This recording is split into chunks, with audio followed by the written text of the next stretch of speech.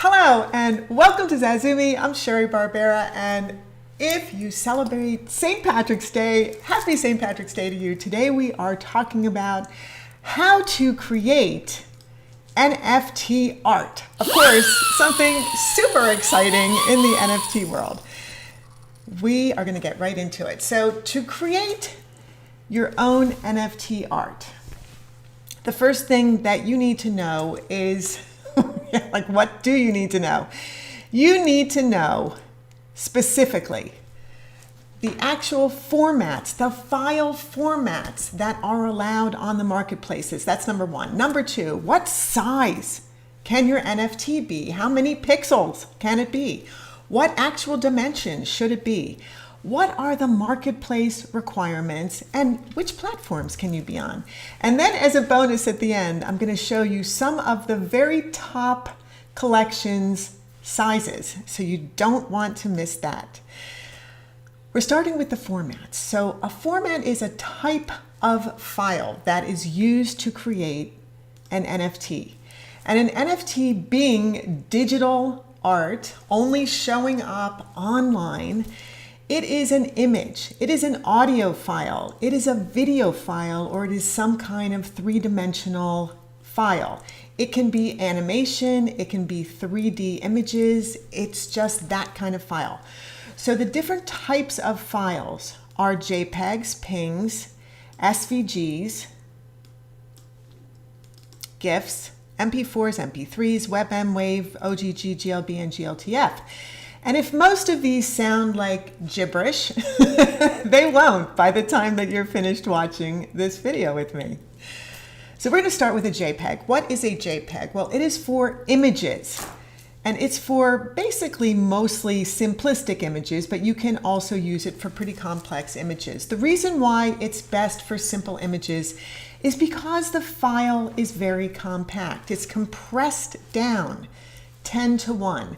Meaning that 1/10 of your pixels in your original image are either compressed or taken out. So it's a lossy, it's called a lossy compression, where it reduces the size of the file, but it's not as good as the original. This format does contain information that is of value to the buyer, but you also cannot do a transparent background. Now, if you want to do a transparent background, then you'd want to use a PNG file, a PNG file. PNGs are fantastic because they are lossless compression, meaning that when it's reduced down, no matter how tiny you make it, it still maintains a beautiful image. However, that also means that the file size is tremendously bigger than a JPEG, in fact 10 times bigger than a JPEG, but it is the best image file format if you want super clarity. The other great thing about PNGs is that the background can be transparent, and that's really nice if you're doing an image where you want, like for example, just a cutout of a head and you don't want to see everything that's behind it, you just want to see the head. An SVG, or a savage image. What is that? Well, that is a really cool format. There's another one called an EPS. And an SVG image is a vector image, and it is scalable all the way up to any size you can think of without losing quality. That is a really fantastic thing. For example, if you're creating a piece of art that's going to become a gigantic wall mural, or if you're creating logos and you want those logos to show up on hats and mugs and t-shirts and bags and all kinds of things, you want it to be able to scale to any size. That's what an SVG is really fantastic for. Those are basically flat images, two-dimensional. A GIF, a GIF, and you might call it a GIF. It just depends upon what you prefer. I call it a GIF. This is a very simple animation. It's a bitmapped image, meaning it's, all pixels. And the format is most commonly used for very simple animation. And you will see a lot of GIFs as the head of a collection on OpenSea and many other marketplaces. So look for that because that's where it's often used. MP4, that is a video or music format, provides very good quality, very good compression, and allows metadata in the back end of the file for the user, which is really of value for the end user. A WebM file. This is a super cool file created by Google. It's for images, video, and music. And the format was developed for HTML5. So if you're a coder, this is a really super cool format for you to use because the format itself defines the file structure in a container. If you're familiar with HTML, you'll know what that means. And what I like about WebM the most is that you can't right-click, download, and save it. So that's something that's kind of unique today in the online world where you can't just right-click and save something. So you would have to screenshot it. Of course, you can still do something. You would have to screenshot it. But WebM is a very interesting new format. And when I say new to me mostly. MP3. An MP3 is an audio or a music file format. And when I say audio, if you're a podcaster, but you want to sell your podcasts as NFTs, why not? Do it. Okay, everything's out there. It's an audio digital file, right? So MP3 is perfect for that. It is a compact audio file. It plays on any player, on any device, and this is why it is so often used for audio. A WAV file. This is also an audio or a music file, but the format was developed by IBM and Microsoft specifically for PCs. So this is really not an everybody file. OGG, doesn't it sound like an OG file? Well, it's an OGG file. This is an audio music file. It's an open source format for music, video, text, and metadata. It's copyright free. Anyone can use it in any software or any media project. So if you are doing a music video or any kind of audio, check out OGG. GLB. This is an absolutely amazing file format for 3D and 3D animation. So if you're doing 3D art or 3D animation, you're already familiar with this. But if you haven't started doing that yet and you're excited and interested in doing that, then GLB is a format that you want to use because it is a standardized file format, and it's used to share 3D data like textures, shaders, geometry, and animation. And what makes that so valuable is that when you are using a program, for example, like Maya to create 3D art, you are using a lot of textures and a lot of shades, and you want all of those to be crisp and clean. And this is the reason to use a format that is specifically for 3D art. GLTF. That is also for 3D art and animation. It is also open source. It's a 3D file, royalty-free file that you can use. And it supports static models, meaning images of 3D art, also animation, and moving scenes, the kind of thing that you find in gaming. So if you're planning to create NFT art for games or Decentraland, this is ideal for you, GLTF. It is for native web applications like AR, VR, and 3D images. So are there any questions at all? I'm just going to go over to us for a second. And it is time for something that has to do with St. Patty's Day. I really hope it's St. Patty's Day. It is St. Patty's Day. This was my dad's birthday, so happy birthday, Dad. I know you're up in heaven there. So what do you think about the kind of format that you would use? I would probably just use JPEG or MPEG or the ones that I know until I learn more about what you just said. Okay. Because everything you said was new to me. Okay. Well, if you have any questions about this, leave it in the comments below this video. Put it in the chat if you're here, and I will keep going. And hey, If you like this video, you know I love those likes. And if you're new to this space, please subscribe to our YouTube channel because we love those subscribers and you don't want to miss out on the next video, which is going to be part 2 of NFT art. You don't want to miss that. Okay, so quit poking. Okay, the sizes, the requirements, and the platforms. I'm doing this compactly so that you get it all at once. What are they? Well, let's start with OpenSea. OpenSea is the largest marketplace right now out there, worldwide, OpenSea. And on OpenSea, you can sell any kind of NFT art from 3D art to 2D art to animated art, whatever your heart desires, you can sell it on OpenSea.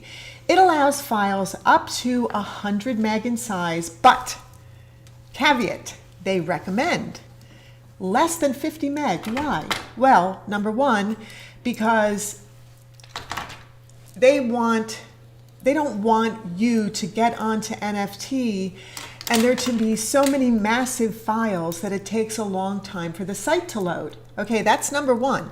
They want the site to load quickly. So the smaller the file size, the faster the site will load. And the reason why this is also important for you as an artist or a collection creator is because you actually don't want to put your final image up as the image on your collection. And the reason for that is because, yeah, people do right-click and save stuff, and you don't want them to have the best quality image. You only want the buyer of your NFT art to have the highest quality image. So in your downloadable files on your collection page, this is where, once it has been purchased, this is where they can get the highest resolution of whatever file it is that you're creating. So think about putting out the lowest or a lower resolution file format and then your highest resolution file format to put further down. And I'm going to keep going. I'm going to stop for just one moment and pop over to us because I think we have a question. From Dale. From Dale. Good morning, Dale. GM, and welcome. Great to see you. TIFF files are not acceptable. TIFF files are only acceptable in the downloads for once your art has been purchased. You can put a TIFF file in the downloadable files as part of the bonus package to your buyer. But no, TIFF files are not accepted on any of the marketplaces. There are multiple reasons for that, but the main reason being they're huge files, enormous files. And you need to keep your files, at least for OpenSea, under 100 meg, preferably for them under 50 meg. So no, TIFF is not accepted, and that is the reason why. Great question. Thank you so much for that. Okay, let's go back to it. So OpenSea does allow JPEGs, GIFs, PNGs, MP4s. That should be an SVG, not an SVT. See, this is the thing. Like my phone changes stuff too. Right. Well, Keynote changes the words and I change them back and it secretly changes them on me again. So Keynote, shame on you. MP3, WebM, WAV, GLTF, GLB, and OGG. Those are the formats that it accepts, and we will keep going. Rarible. Rarible is another marketplace. It allows file sizes up to 99 meg. Once again, they highly recommend that you do smaller files for your image of your collection image, as well as the image of your actual NFT image.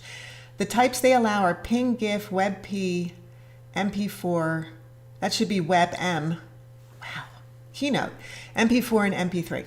Keynote must be married to Siri. Keynote is really being a pain. And I did check it, I promise you. Okay, super rare.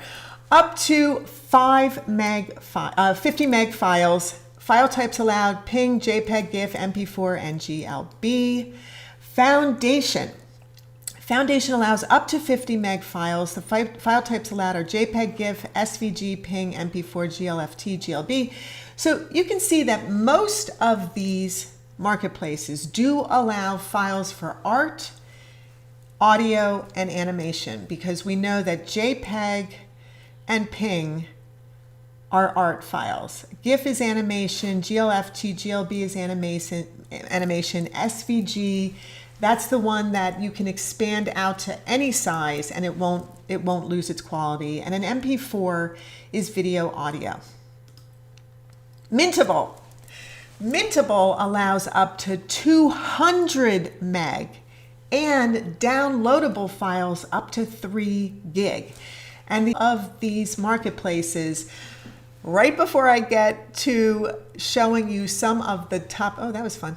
Some of the top collections and the sizes for those top collections, I will be showing you those.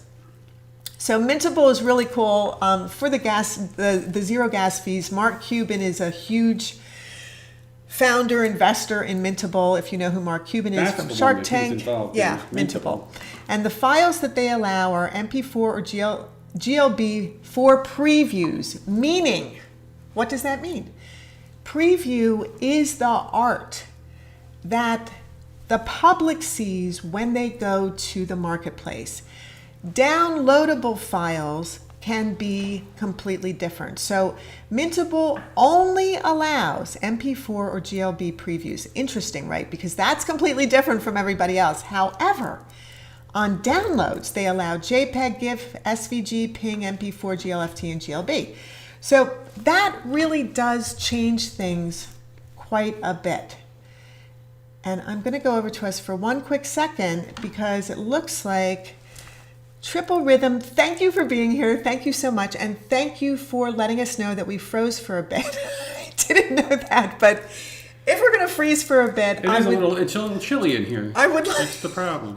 I would hope it's not on one of my really horrendous, I make a lot of weirdo faces. Imagination, but it wasn't my imagination. So I hope if it freezes, it's on a smile. But thank you for letting us know. We appreciate you. Okay, keep going. Known origin. Known origin allows up to 25 meg files. File types allowed are JPEG, PNG, GIF, SVG, WebM, WebP, MP4, and GLB. So beware. Mintbase.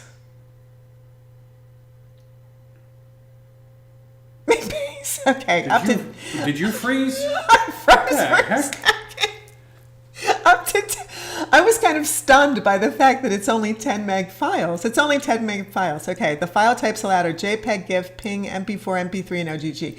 Mintbase must have, not a very robust computers. Robust? It's anorexic. Computer background. 10 meg files. But wow. Okay. Binance NFT. So it's really Binance, but Binance NFT allows up to 50 meg files. The file types allowed are JPEG, PNG, GIF, MP4, MPEG, AVI, WAV, and MP3. And if you notice, JPEG does get spelled differently. Both spellings are acceptable. JPG or JPEG, both are acceptables. But if you're wondering why sometimes it says that, sometimes it doesn't, actually, the marketplaces themselves have written that, so I have just copied what they said. Okay, Decentraland. Decentraland, if you're not familiar with it, is an online universe of its own. It is a decentralized land where you can buy property, build houses, build businesses, meet other people, and buy a ton of stuff, okay, in their marketplace. Decentralized only allows up to 15 meg files. Now, the reason for that is because number one, they only allow you, I'm going to go back to us for a second. They only allow you 200 files on your own collection account. Oh, 200 files. Maximum files. So keeping the file size small makes a whole lot of sense, but also it's because many of the things sold on Decentraland are like clothing, sneakers, hats, clothes and pants and things like that. But they can also be accessories, basketballs, and all kinds of sports things. And Decentraland, it's as though you're really living there. You can buy a car, you can buy all kinds of stuff on Decentraland. So right now, and as they grow and make more money, I would bet they're going to allow a lot more than 200 items because they want you to buy stuff, right? They want you to buy stuff. So But right now, and if anyone has questions about that, please put them in the chat right now or put them in the comments below. So because of it being a specific type of metaverse, the file types allowed are only, and this is also very interesting, 3D model formats, GLTF or GLB, nothing else. Nothing else is allowed. So if you are interested in selling on Decentraland, you must learn how to create 3D models. And wow, I mean, that is really something that most people don't know that you have to do. So before we get into the most famous collections and the sizes from those most famous collections, are there any additional questions? Because I want to show you literally online right this second the marketplaces that I just discussed. So please put your questions in chat or comments and we'll get to them. So here's the first one. This one is OpenSea. And when you get to OpenSea, you will see their logo right here. And it's a little ship with a blue background, a white ship with a blue background. OpenSea being the largest marketplace that there is in the world. And if you go down to browse by category, you can see that the different types of NFT collections are huge. Art, collectibles, domain names, music, photography, sports, trading cards, utility, virtual worlds like Decentraland. And utility means something like tickets to an event, you know, something that has real life use that you can then redeem your NFT, non-fungible token. You can redeem your token for the utility behind the token, and that's what that is about. And I am going to pop over to us for a second because we have another question. Okay, so Triple Rhythm wants to know, why would you pick one platform over the other? Excellent question. Each platform has its specific type of NFT. There are platforms dedicated to art, and that's all they do. Rarible, Foundation. Those are fine art platforms. Prices are higher. Some of them are you can't even just get onto them. You have to be asked by someone else to get onto them. They're by invitation only to get on. Yeah, like Foundation is by invitation only to even be allowed to sell on their platform.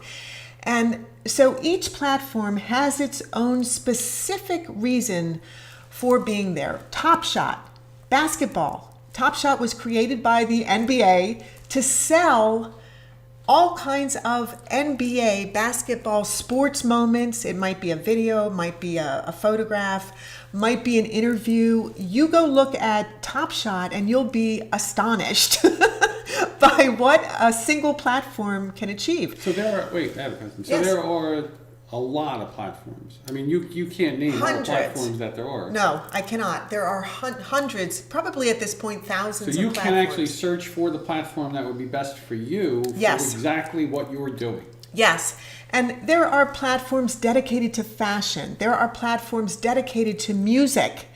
Like One Of is dedicated to music, which one of my NFT bootcamp members, Jubei, pointed out to us yesterday. No, the day before on one of our NFT bootcamp lives. So it was really interesting to see that there are so many different platforms. Great question. Now, they're asking about fees, and they're all different. Okay, so beyond the file size, yeah, and the fees. And so I'm gonna go right through that again. So why would you pick one platform over another beyond the file size and beyond the fees? And these are excellent questions. And fees are another reason why some people choose one platform over another. For example, Ethereum. Ethereum is its own blockchain. I don't know if you knew that, but it is its own blockchain. It has its own marketplace. selling Ethereum, okay, ETH, which is a cryptocurrency. So it's not NFTs that you're selling there, but Ethereum is the second largest cryptocurrency, and that is what is primarily used on OpenSea, although they do accept many other types of cryptocurrency.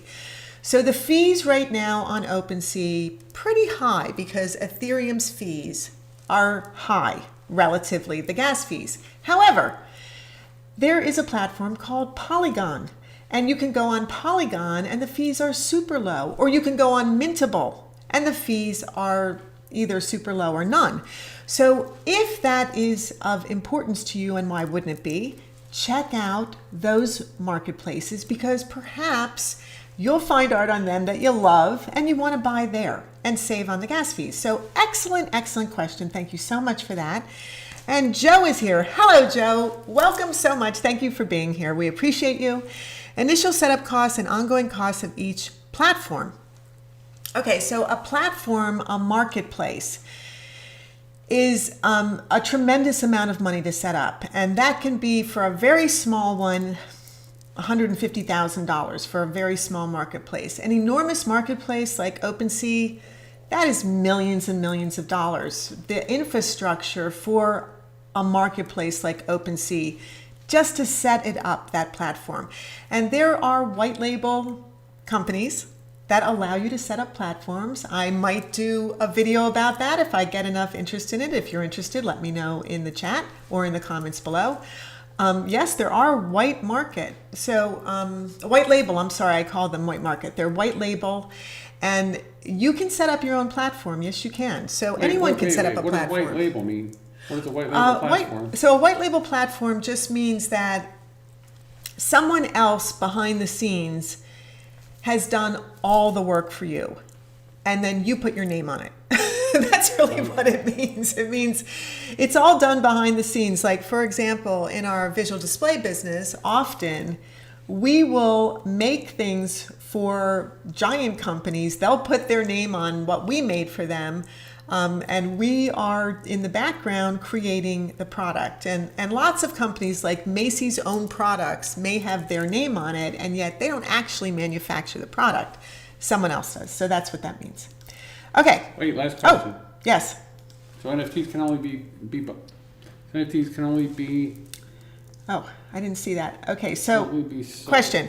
NFTs can only be sold or purchased using cryptocurrency. Interesting question, because actually there are some marketplaces now that accept credit cards. Yes, there are some marketplaces that accept credit cards. So the answer to that is not anymore. It used to be the answer yes, definitively, and now things have changed. So every time you watch anything that has to do with NFTs, cryptocurrency, or cryptocurrency, the blockchain, keep in mind that the world is constantly changing and new things are constantly happening. Ongoing changes. Ongoing, yes. This whole thing. So no matter what you read, hear, or see, always afterwards do your own research, because that might have even changed from when it was said today. For example, this is really interesting, I think. For example, at South by Southwest, Mark Zuckerberg just announced 2 days ago that he was going to turn Instagram into an NFT marketplace and allow NFT sales. Nobody knows what that means yet, but it's interesting. And so if you're already on Instagram and you're already showing your art there, what does this mean for you? It means that you can start selling your images as NFTs? I don't know. It sounds like maybe yes, but you know, he's trying to jump on every bandwagon that comes along and make as much money as he possibly can. And as a side thing, you'll make money too. So, I mean, mostly it's about his pockets, which never seem to be deep enough for him. A second interesting cool thing is that Bored Ape Yacht Club just released yesterday their own cryptocurrency called $Ape. So $Ape is Bored Ape Yacht Club's own cryptocurrency. And in NFT Bootcamp, just yesterday, we were talking about all the different kinds of cryptocurrency out there, and that anyone can create their own cryptocurrency. So you may want to look into the ape cryptocurrency. Very interesting, at least in my opinion. Okay, so let's go back to the internet. And this is OpenSea. They have a video telling you all about what they are and what you can expect to find there. And then you can literally click the button and explore them. So many things that you can learn just by doing your own research, doing your own search, doing your own everything, just going in, clicking on explore and looking at the different collections that are out there, and then going in and saying, okay, what does this mean? What does this collection look like? What does an individual piece of NFT art look like? What is the description? What are the properties? Are there levels? Also, what about the collection itself? Do they even tell you about that? What are the details?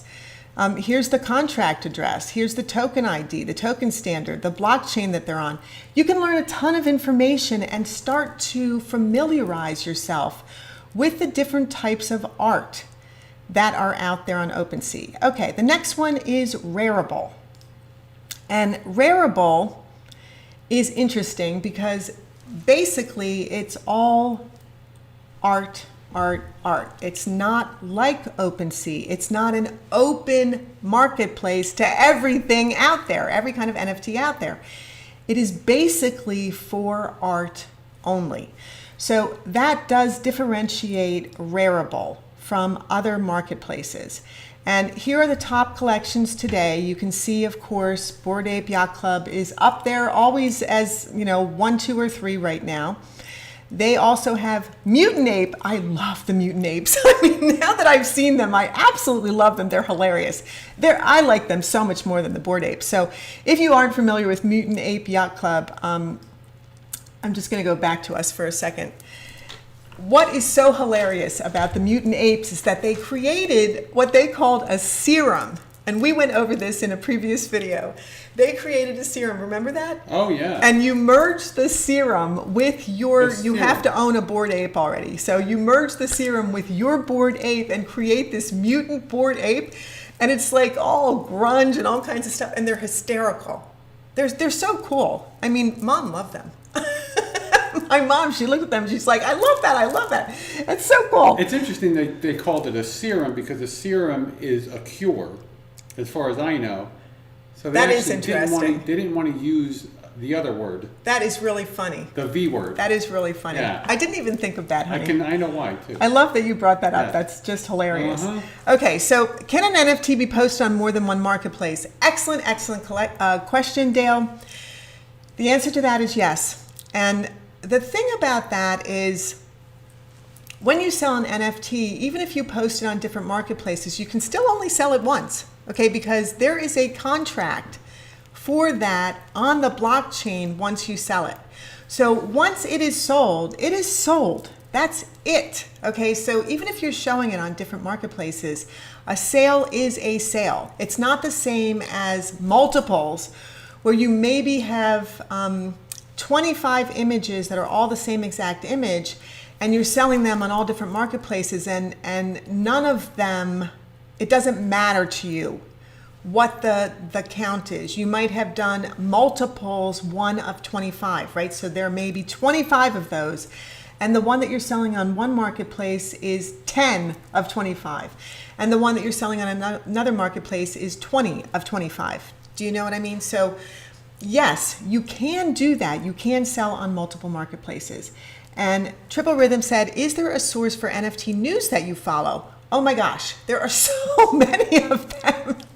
Yeah, I do follow a ton of NFT news. And I would highly recommend, here's what I highly recommend that you do, Triple Rhythm.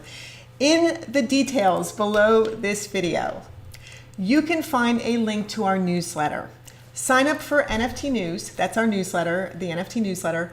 And every Friday, I put out the news of that week. When you look at the different sources that I use, because they will link directly to the source, you will see that there are dozens and dozens of sources. And of course, you're welcome to subscribe to any one of them. You're your own person, so do whatever you'd like. But yes, there are many, many sources, but I recommend that you subscribe to our newsletter if you're interested in that. Okay, let's go back to collections. And you can see that there's just so many things that Rarible gives you information about. What are the top sellers in one day? This also is very much of interest to you if you're interested in NFT art, because you want to see what's selling and what's the price that it's selling for. So click through all of these and find out. Then if you want to see what's happening right this very second, these are auctions that are live. Also, hot collections. What is selling really, really well, but it's still new? Of course you want to know what's new out there, okay? So you want to know. And then they just say to you, explore, because of course you do want to explore what is going on in these interesting NFT worlds that are out there. So that is Rarible. Next, we are going to go over to Super Rare. Super Rare, and look at what they say about themselves. Collect digital art. Buy and sell NFTs from the world's top artists. So do you see now how different each platform can be? Super Rare is a platform for well-known artists. So are you going to be able to get your NFTs on there? Unless you're a super well-collected artist, no, you're not. You're not going to be able to. So, but what they're talking about, what they're talking about is you being your own art dealer, basically, because you can buy, and you can sell. Yes. So you can make a collection of what you bought and then resell it. Yes, you can always resell NFTs. Yes, you can always resell your NFTs, or you can be a hodler, H-O-D-L, you can hodl, which is hold on for dear life until the value keeps going up and up and up, right? There are hodlers. You can also have diamond hands, which means that you might buy riskier NFTs. You might be willing to go out on a limb and say, hey, you know, this collection is not a big collection. I think it's going to do really well. I'm going to go into it pretty deep. I'm going to buy maybe 50 of these out of 10,000, and I'm going to hodl them and see what happens.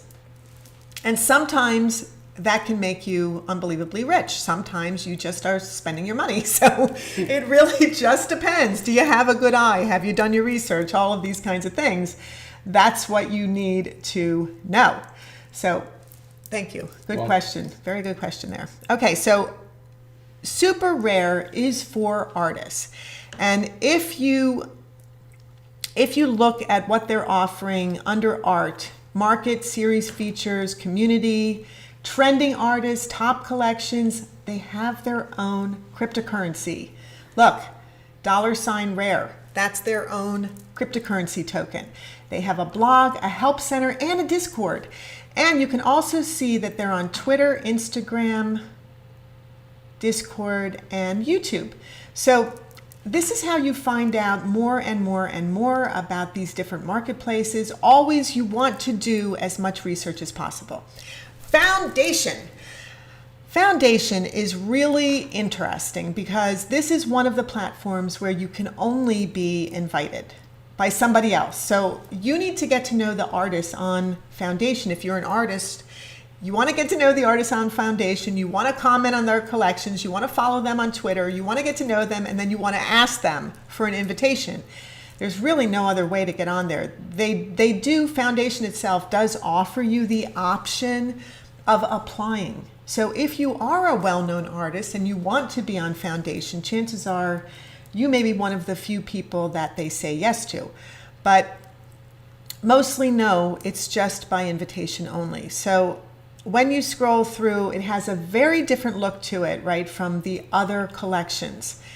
And a lot of this is like, this one in particular, generative art, which I absolutely love generative art. And it's different from animation in the sense that it's created by artificial intelligence. So you give it the parameters. There's so many different kinds of art, aren't there? I mean, there's just so much to know. And that's one of the things that I really, really love about NFT art is that you are not limited by anything but your imagination Right. and the software that's out there. And the software is one of the things that I'll be covering next week in part 2 of how to create your own NFT art. So it is really, really important for you to think about what kind of art do you want to make? Were you thinking to yourself that you wanted to make static images? And now I'm showing you things that are kind of blowing your mind. And you're thinking, wow, it would be really cool. That's the key. It's not just what you want to make, it's how you want to make it. Yeah, because maybe you didn't realize that you could make generative art. Maybe you didn't realize that you could make these cool 3D three-dimensional, wonderful things that walk, or move. Or 3D models that, that you can turn and move and all kinds of, there is a ton of stuff out there that you can do that is so exciting. So what do you make your collection about? Do you make it about what you already know? Or do you jump out of your comfort zone and create something completely original, completely new? Right? Interesting, exciting. So, okay, let's go to Mintable.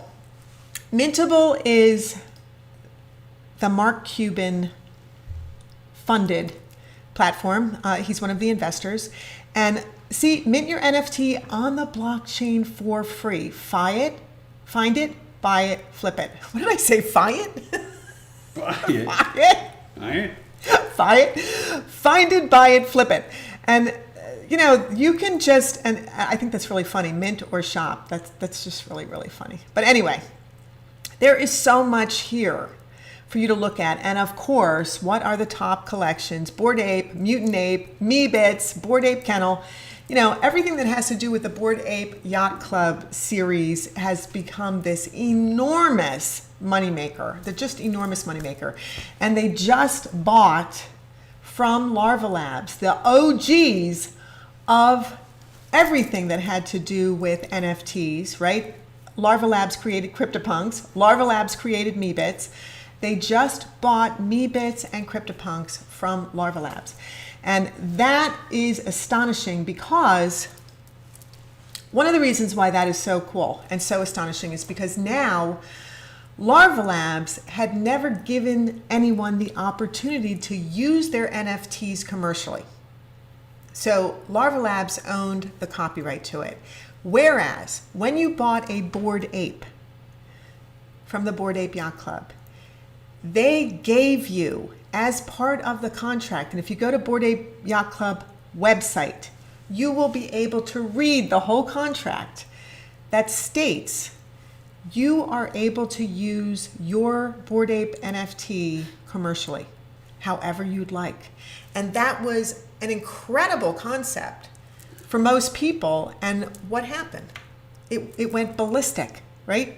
The whole project. And that's still available? Oh my gosh, yeah, but for hundreds But now of thousands. the prices are Hundreds insane. of thousands of Yeah. dollars. Hundreds of thousands, some of them selling for millions of dollars. One Bored Ape selling for millions of dollars. But it doesn't just have art, collectible purposes. So the Bored Ape Yacht Club has utility built into their NFTs. First of all, you can commercialize it for yourself. You can make money off of your NFT art.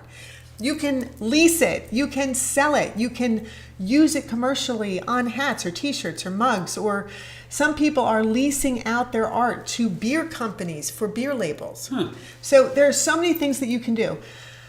Also, Bored Ape Yacht Club, as part of the utility, you belong to the literal yacht club. They have a club, and you go to the club. Of course, it's online. It's a digital club. You go to the club, and you all meet in your little club there, and you have your avatar and all that kind of stuff. So it is a lot more than just an NFT. And do you see how your art can become so much more than a piece of art? It becomes, when you add utility, it becomes something that can grow and grow and grow. And the other reason why it is so valuable, and you need to do your own research about this because you might hate this idea, but one of the reasons why it is so valuable to give the copyright to the artwork to the buyer, if it's a collection, not if it's a one of one, don't do it if it's a one of one. If it's a collection, like a 10K project where there's 10,000 minted, or there will be 10,000 available. The reason why you would want to give away the copyright is because this is how you build up your collection from other people promoting it. Okay, so as other people utilize your artwork, it's your artwork, right, and get it out there, and as more and more people buy into it, you create this enormous community who pushes your collection out into the world. That creates media frenzy. The media talks about it. That makes the price go up. The price gets higher and higher. More people want to buy into it. It gets a bigger collectible. It is just so valuable to do that. And it seems the opposite of what you'd want to do, right? But you need to think about this as the new world, because it is. The metaverse is the new world. So the things that you do in this new world are not what you did in our real world. It's very, very different. So you need to think differently. You need to think differently if you want to be successful in this new world. Okay, so this is Mintable. This is an example of the newest NFTs. Many of them look familiar, right? If you've been looking at NFT art, look at this. Mint for free, earn $mint. So Mintable has their own cryptocurrency token, $mint. Instant payments, look at that, mint your NFTs with no fee, put NFTs on sale or on auction, get paid for your digital assets, get started. Just click right here, right? So it's super simple. Mintable Pro, Mintable Academy. If you're thinking about being on Mintable, look at this. What are digital items? How do I create a store? All of this stuff, they just want you to understand it, okay? So don't ever feel like, how do I learn all this stuff? These marketplaces, you can even join their newsletter. These marketplaces want you to buy, okay? They want you to sell. They want you to be on it because that's how they make money, right? So this is Known Origin, and Known Origin is for rare digital art and digital art collecting.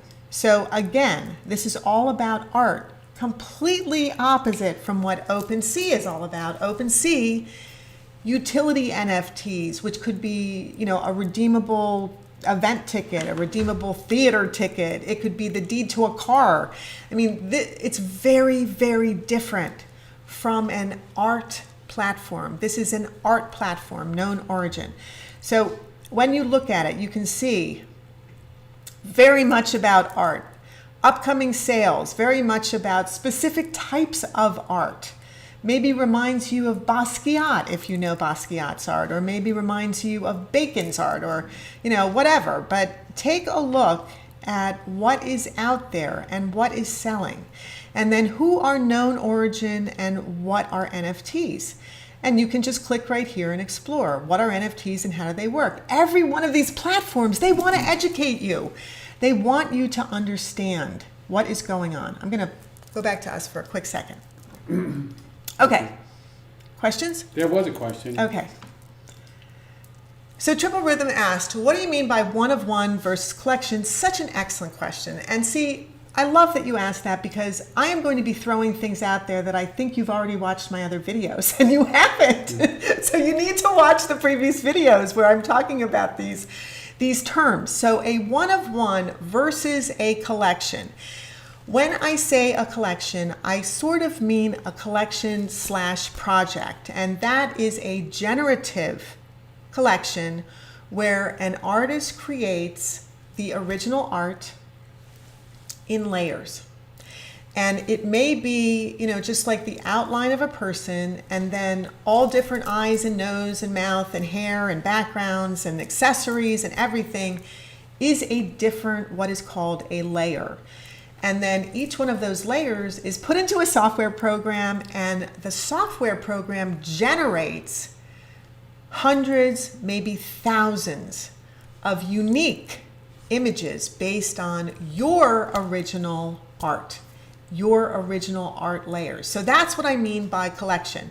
One of one is you've created one piece of art. It's a painting, it's a drawing, it's a sculpture, it's a photograph, whatever it is, it's one. Maybe you did a print, but just one. Maybe it's a block print or litho or whatever it is that you did. It's one, and you create one NFT for that, like Beeple's Every Day.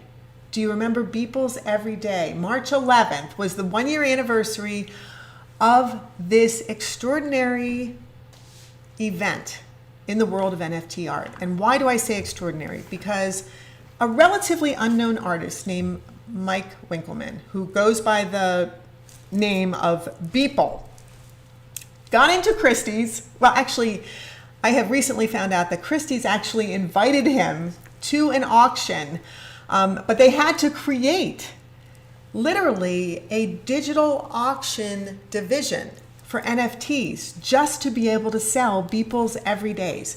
And it's 5,000 pieces of art that he created every day for 5,000 days, and he sold it as one NFT. And the low bid, the opening bid, was $100. It ended up selling for $69.3 million. And you heard me right. $69.3 million.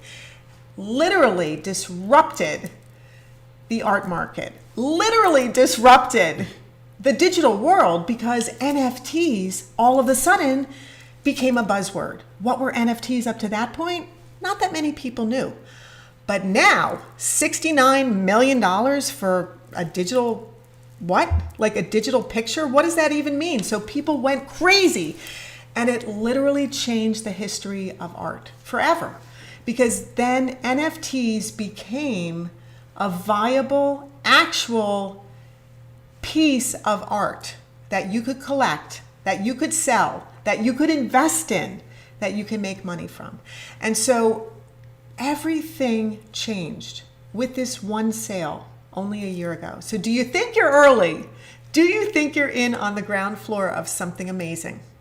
It almost makes me want to cry. I love it so much. I know, I get like, oh, wow. It's not going anywhere. Oh no, it's just going to be bigger and bigger and bigger. So if you're thinking about making your own NFT art, make it. Okay, stop thinking about it. Get to it. Do it. So I cannot emphasize that enough. All right, so what do you mean by one of one? I think that answered it. In terms of copyright selling one piece of art. So what I mean by holding on to the copyright to that one piece of art is that it is a unique piece of art. This is not generative art. It is not a generated software collection where an artist does the original artwork in layers for the computer to then generate hundreds of thousands of images from. This is you, the artist, creating one piece of art, selling it as an NFT. You hold on to the copyright to that. Yes, you hold on to the copyright to that, because it is your art. And you are the artist. And this is not a collection where tons and tons of people can push it out into the world for you and sell you, the artist. It's not the same kind of thing. So it's much more like the traditional art world in the sense that you need to make a name for yourself. Whereas with generative art, your buyers build up your name. Your buyers are the one who start creating this huge buzz for you. They basically do all of your promoting and marketing for you. Really incredible. So very, very different ways of looking at art, very, very different types of collections. One-of-one collections still can be a complete collection of 100 pieces of art, but each one is unique. And each one has the copyright owned by the artist, whereas 100 pieces of generative art, you may want to give that copyright away and get all of those 100 people behind you and promoting you and pushing you out there. So that is the difference between what that means. Okay, let's go back to known origin. So you can see the different kinds of things here. They tell you when the next drops are going to be, when the newest collections are going to be happening. 24-hour reserve auctions. They have their own reserve auctions. So you do want to just get to know what are these places doing? What are they all about? So that's known origin. The next one is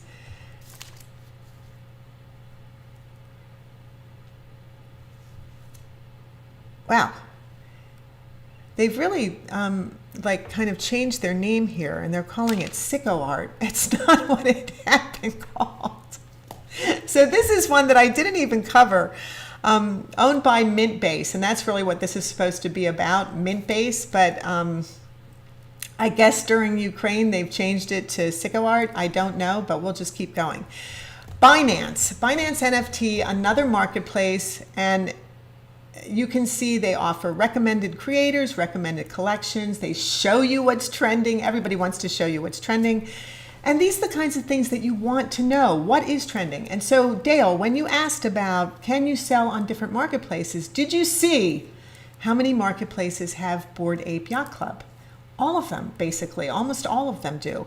And the reason for that is because you only sell that one piece of art once. So no matter which platform it sells on, who cares, right? You're going to make the money for it. Gaming. Now, this is the first time we've actually seen gaming other than OpenSea. And then today's picks and events, marketplace, and mystery box playground, which sounds interesting. What is the marketplace? And it gives you information. And then look, about us. So what do they do, et cetera, et cetera. And then Decentraland, woohoo! So this is what Decentraland is. Look at how much fun this is. Decentraland is create, explore, and trade in the first ever virtual world owned by its users. And thus the D in front of Centraland. Decentralized. It is not owned by one person. It is owned by everyone, the collective. And that is what is different about Decentraland as opposed to anything else, any other kind of gaming platform that is owned by a specific company. So they want you to get involved. They want you to buy virtual assets. They want you to learn whatever it is that you want to learn about this decentralized place and help determine the future of Decentraland because you're a part of it when you join it. You become a part of it. And in their blog, they talk about the Decentraland DAO, and I will be covering DAOs in future videos because, of course, that is extraordinarily important. DAO. So if you want to look at their marketplace, and I did say that you could only post in Decentraland formats that were 3D. And the reason for that, looks like we're having a tiny bit of an internet issue. Okay. The reason for that is because you can only do number one up to 15 meg in size for the file size. And also because, look, you're just buying things in the marketplace to add on to your avatars or your characters or whatever it is that you own. So do you see how cool this, I mean, it's just super cool. I just love that's this. what I said. I love 3D images. It's so cool. And look, you can buy parcels and then you can sweep around their map. And these are parcels in Decentraland. Look at this. And they tell you what the prices are. So the price, $5,888, but that is a Decentraland price. You can look and see what it is in Ethereum. You can see who the owner is. You can see what the highlights are. Everything about the parcels that you're interested in buying. And if you hover over any of the sold parcels, the information on that parcel pops up. So Skyscraper Square, owned by Laughin' Cow, the price $500,000 Decentraland. So lots and lots of stuff to learn, lots and lots of stuff. So interesting, so exciting. Virtual reality realty. Yes. And it's huge. You know, you used to be able to buy a parcel for, I don't know, 25 bucks. Not anymore. We're talking, you know, 1,000 for a very small parcel now. A very small parcel. Virtual reality land and lots and in a place that just only lives online. I mean, it just lives online. So it is really extraordinary. It is really extraordinary. All right, I am going to go. If there are any other questions, please put them in the chat right now or put them in the comments below this video. And I am going to go back to the size of some of the most famous NFT files out there.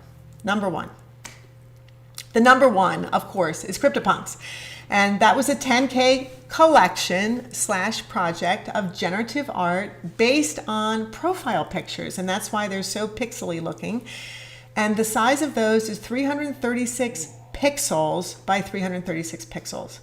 And the next one is the one I was telling you about, every day for 5,000 days. This is Beeple's NFT piece that's sold for $69 million. And the size is 21,000 by 69 pixels, by 21,000 by 69 pixels. So if the owner, who is a huge investor in NFTs and art itself, if the owner wanted to actually print out his NFT, put it on the wall, or stick it in one of the new digital frames, he could very well do that, and the quality would be beautiful. Bored Ape Yacht Club. That is another generative collection, 631 pixels by 631 pixels. So this is giving you an idea of the kind of sizes that are selling. Cool Cats, another generative collection, not quite 10K were sold, 1080 by 1080p. So those are pixels. 1080 by 1080p means pixels. Meebits, that is the 3D collection originally by Larva Lab, who created CryptoPunks, now owned by Bored Ape Yacht Club, Yuga Labs, that's the name of the company, and those are 1024 by 1536 pixels. So you can see they are a portrait style of pixel. Okay, those were the top ones. Are there any questions about that? And I'm going to come back to us for a second, because I also wanted you to know that as far as sizes, in our world, our real world, we have things like 8 by 10. We have, 10 by 20. We have 20 by 23. We have specific sizes that artwork gets printed in. If you want your collectors to print your art, your NFT art, as utility, and you provide in a downloadable file a way for them to print the art and put it on their wall, then yes, you may want those files to be in a size that matches 8 by 10 or 10 by 20 or 20 by 36 or whatever, 24 by 36, whatever sizes you want to be able to offer people. You want the pixels to coordinate with the inches or the centimeters of whatever the standard sizes are. So for example, if you're doing trading cards are a standard size, which I think is 3 by 5.